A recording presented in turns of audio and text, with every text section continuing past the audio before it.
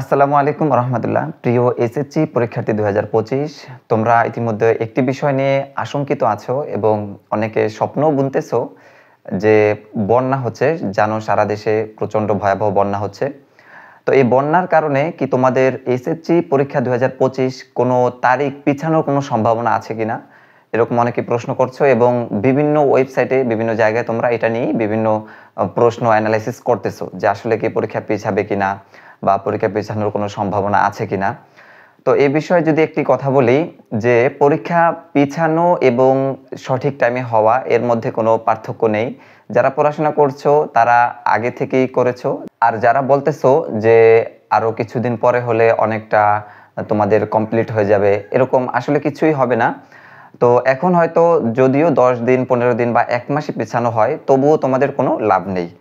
আর প্রকৃতপক্ষে যে শিক্ষা উপদেষ্টা গত 2 দিন আগেও যে একটি বৈঠকে উনি বলেছিলেন যে যদি সম্ভব হতো তাহলে বন্যাকে পিছিয়ে দেওয়া হতো, তবুও এসএসসি পরীক্ষাকে নয়। তার মানে তুমি বুঝতেই পারছো যে কতটা ইফোর্ট দিয়ে হলেও উনি এবার 2025 এসএসসি পরীক্ষা আগের টাইমেই হবে, মানে যথাযথ 26শে জুন হবে।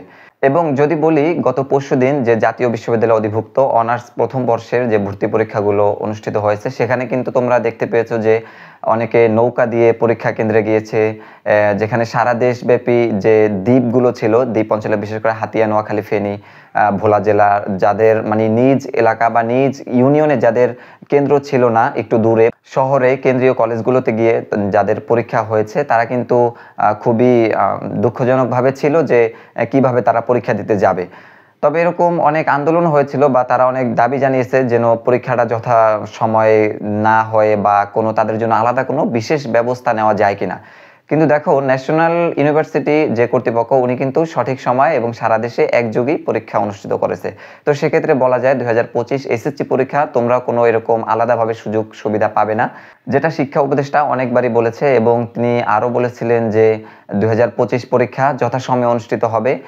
এতে করে বন্যা বা কোনো প্রাকৃতিক দুর্যোগের কারণে যদি ক্ষয়ক্ষতি হয় তাহলে পরীক্ষার উপরে কোনো প্রভাব পড়বে না।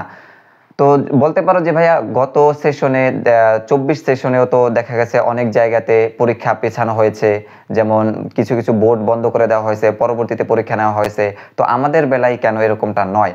হ্যাঁ, এটা বলা হয়েছে যে যদি অধিক সংখ্যক জেলা এবং অধিক বোর্ড, একাধিক বোর্ড যদি এরকম হয় যে পরীক্ষা নেওয়া একদম অনুপযোগী, তাহলে সেক্ষেত্রে হয়তো ওটা তখন বিবেচনা করবেন উনি। তবে এখন পর্যন্ত এরকম কোনো সিদ্ধান্ত নেই যে এসএসসি পরীক্ষা পেছানো হবে।